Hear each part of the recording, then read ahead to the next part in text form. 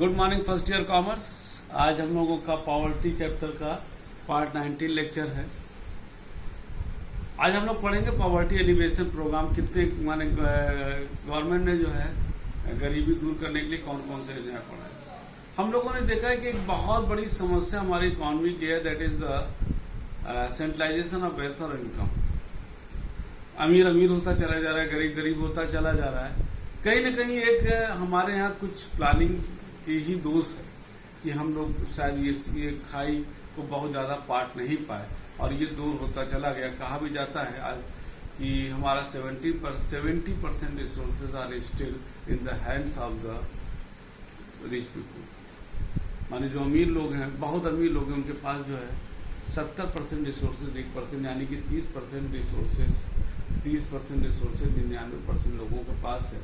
ये एक बहुत ही चिंताजनक स्थिति है और ये बताता है कि हमारे देश में गरीबी एक कितनी बड़ी समस्या के रूप में आ रही है कि वो 1% लोग सारे फैक्टर ऑफ प्रोडक्शन को नियंत्रित कर रहे हैं और बाकी लोग जो है उनके नियंत्रण बेस पर द डायरेक्शन, जो भी एक तरह से वो कहा जाए कि वो रिंग मास्टर हो गए हैं, बैंड बाजा बजाना नहीं होता है जो बजाता है और सारे लोग उसी को फॉलो कर रहे हैं। ये एक पूरी इकोनॉमी की दशा हो गई। हमारे यहाँ पर गरीबी क्यों हम लोगों ने पढ़ा, क्यों बढ़ता चला जा रहा है, बेरोजगारी बढ़ती चली जा रही है। गांव में जो है एक बहुत बड़ी समस्या जो आ गई, मैंने बताया था डिसगाइज्ड अनएम्प्लॉयमेंट, ये है बहुत बड़ी समस्या। गांव में महिलाएं भी जो कर सकती है उनके पास भी काम की समस्या है। Total lack of the entrepreneurship in the rural people बहुत बड़ी समस्या है। इंफ्रास्ट्रक्चर की बहुत बड़ी कमी है गांव में और जिसका परिणाम हो रहा है कि वहां के लोग भाग करके शहरों में चले जा रहे हैं। तो ये गरीबी और बेरोजगारी जो गांव में पनप रही है उसका वो एक कारण बन रहा है हमारे यहाँ शहरों में भी, और भीड़ एक बहुत बड़ी समस्या बनती चली जा रही है। अब सरकार ने तमाम ऐसी योजना, अभी भी ये समस्या एग्जिस्ट कर रही है, सरकार तमाम ऐसी योजनाओं को चला रही है। तो आज हम लोग जो है इस लेक्चर में हम लोग पढ़ेंगे कि कौन कौन सी वो योजनाएं हैं जो इन समस्याओं को दूर करने के लिए चल रहा है। ठीक है ना। इसमें जो भी इनइक्वालिटी है between the distribution of the income, between the distribution of the opportunities, distribution of the ownership of the property, ये सारी चीजें जो है हमारे ये क्या कहते हैं पॉवर्टी एलिवेशन प्रोग्राम के तहत आती है। एक प्लानिंग कमीशन जो 1956 से 61 में बना था, उसमें एक हिंदी में एक लाइन लिखा हुआ है, आर्थिक विकास के अधिकाधिक लाभ समाज तक अपेक्षाकृत कम भागशाली वर्गों तक पहुंचाना चाहिए। यानी इस जो पॉलिसी डॉक्यूमेंट था 5 ईयर प्लान का, उस 1956 से 61 में लिखा था कि हमको जो है जो हमारे जो भी प्लानिंग है उसका जो भी एक उसका फायदा है वो उन वर्गों तक ज्यादा पहुंचना चाहिए जो जिनको वास्तव में उसकी सबसे ज्यादा जरूरत है। ठीक है ना। इस तरीके से, और जब गांव के तरफ हमारी रिसोर्सेज जाएगा, गांव के लोगों को रोजगार मिलेगा, तब जो है जाकर के हमारा जीडीपी बढ़ेगा, नेशनल इनकम बढ़ेगा। हम एक चीज यहाँ और बता दें कि जो भी हमारी प्रोग्राम बनती है कि स्मार्ट में बता दें कि मैंने बताया था कि agriculture dependability on the agriculture is the main cause behind the disguised unemployment. If we create the apart from the agriculture, if we create the job opportunity in the cottage and village industries, the surplus people will be adjusted in the cottage industries, village industries and small scale industries, and they will generate the extra profit that will be benefited not only to the society, to the family, but also the national economy, and will increase the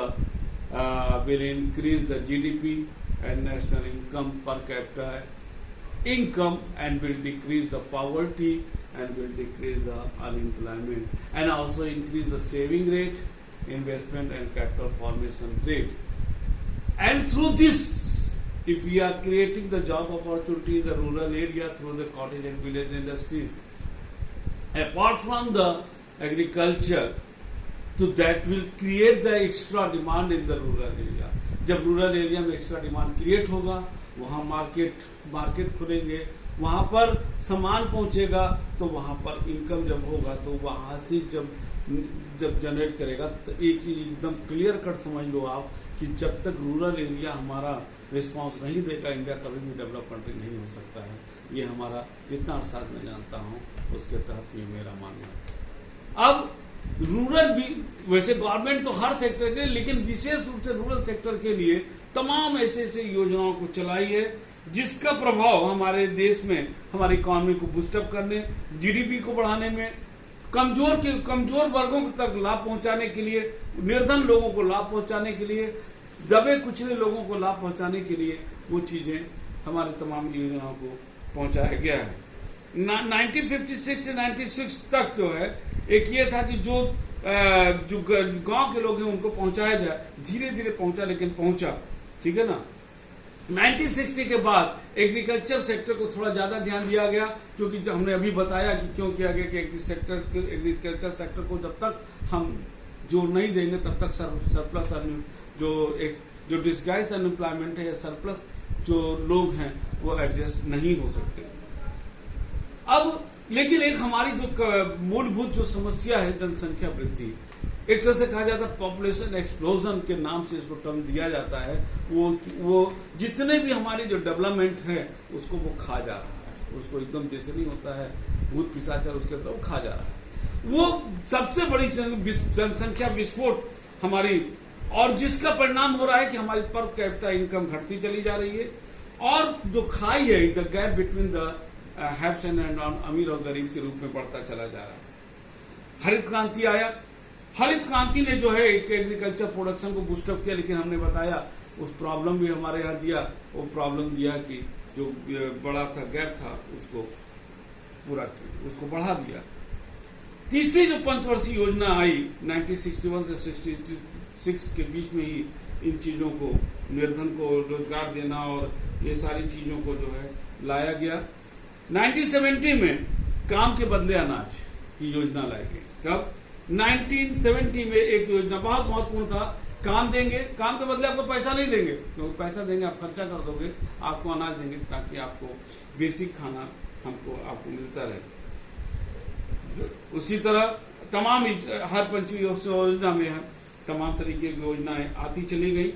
10वीं पंचवर्षीय योजना जो आया था वो सबसे महत्वपूर्ण था for the development of the economy के लिए। इस 10वीं पंचवर्षीय योजना में सेल्फ एम्प्लॉयमेंट एंड वेजेस पर आधारित रोजगार को प्राथमिकता दिया गया कि कैसे कैसे लोगों को सेल्फ एम्प्लॉयड बनाया जाए, उनको रोजगार दिया जाए। और इसके तहत 2008 में तमाम योजनाओं को जो लागू किया, इसमें तमाम है REGP, rural employment generate scheme, programme, ग्रामीण, जिसको इंग्लिश में ग्रामीण रोजगार सृजन कार्यक्रम, ये लाया गया। एक लाया गया प्रधानमंत्री रोजगार योजना, ये बहुत महत्वपूर्ण है। ये है प्रधानमंत्री रोजगार योजना जो उद्योग विभाग द्वारा संचालित होता था। इसके तहत जो 10वीं पास लोग हैं 18 से 35 वर्ष के लोग, उनको जो है एक अमाउंट बना दिया गया। बाद में अमाउंट 1 लाख तक का था पहले, बाद में तो काफी बढ़ा दिया गया है। उसके तहत वो कोई भी ऐसी योजना बना सकते हैं जो, और उनको जो है बिना गारंटी का उनको बैंक उनको लोन देगा। ये योजना बड़ा एक महत्वाकांक्षी योजना था, लेकिन कई कारणों से ये सब योजनाएं बहुत सक्सेस नहीं हुई। लेकिन ये बहुत बड़ा था कि जो वो बेरोजगार जिसको काम धंधा नहीं है, 1 लाख रुपया ये हम देंगे और उसको गारंटी आपको देना नहीं पड़ेगा और उसके तहत आपको काम मिलेगा। एक योजना बनाई गई SJSRY, इसका था स्वर्ण जयंती शहरी रोजगार योजना, जिसमें जो है खादी ग्राम उद्योग के द्वारा जो है हम जो है शहर के बेरोजगारों को क्या कहते हैं ये दे रहे। इसमें एक चीज ग्रामीण उद्योग और जो हमारा खादी ग्राम उद्योग बोर्ड है, इसने भी काफी अच्छा काम किया है, क्योंकि गांव में वो जो छोटा परिवार है वो अपने सामानों की इकट्ठा करता बनाता है, उनको खादी ग्राम उद्योग बोर्ड खरीदता है और उनको जो है बेचता है।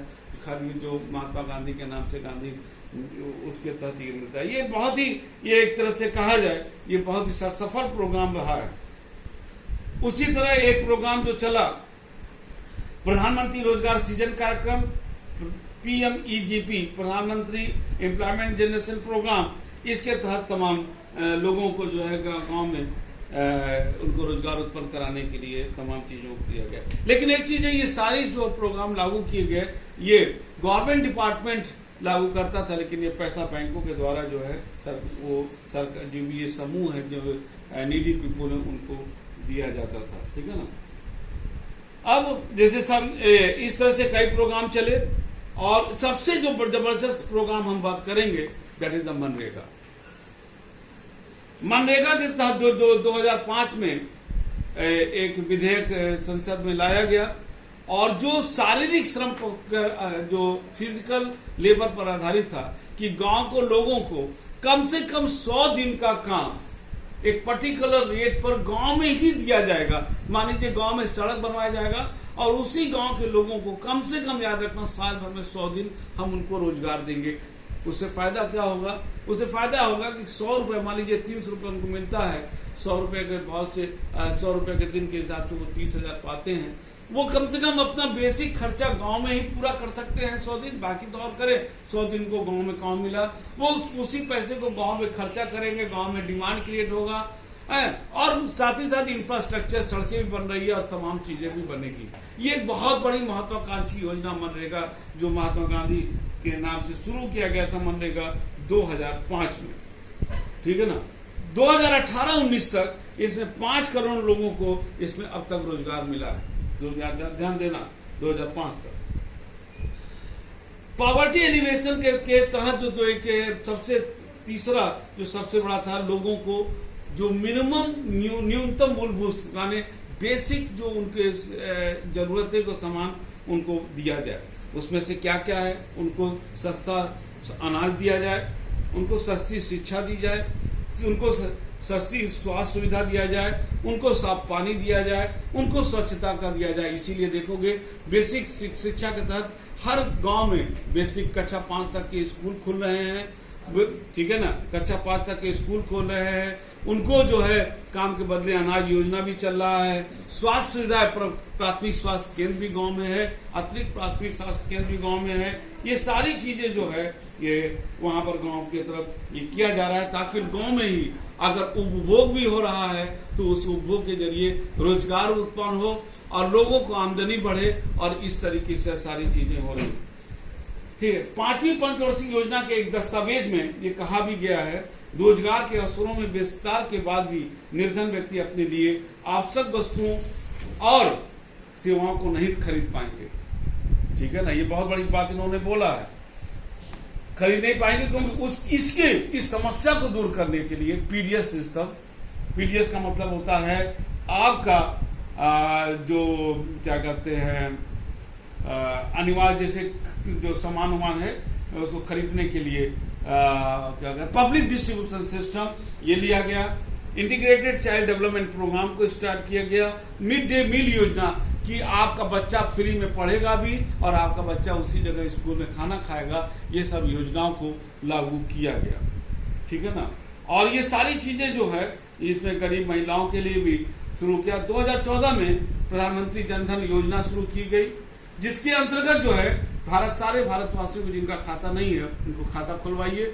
ठीक है ना। और उस खाते के तहत उनको इंश्योरेंस भी 30,000 रुपये 1 लाख पर प्रत्येक खातेदारी को 1 लाख रुपया का जीवन बीमा और 30,000 रुपया का जीवन बीमा रक्षा अभियान दिया गया।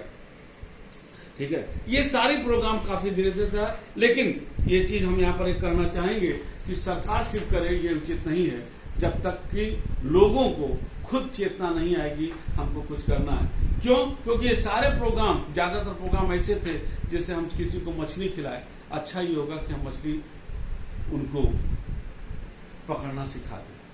यहाँ पर टोटल थोड़ा सा इनिशिएटिव जो गरीब लोग हैं उनको भी लेना पड़ेगा, उसमें आत्म चेतना लानी पड़ेगी कि वो कुछ काम करें। ठीक है। क्योंकि ज्यादातर प्रोग्राम सरकार और गवर्नमेंट और बैंक एजेंसी द्वारा चलाते हैं।